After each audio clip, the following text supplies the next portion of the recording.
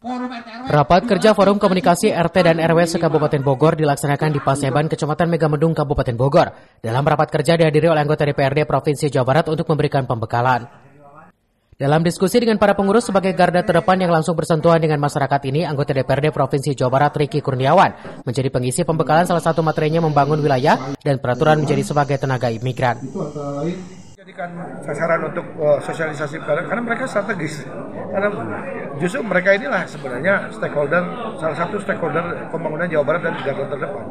Jadi kalau mereka sampaikan kepada masyarakat, dia paling tidak mereka tahu siapa kan mereka tingkat pemerintahan yang paling ujung tombak.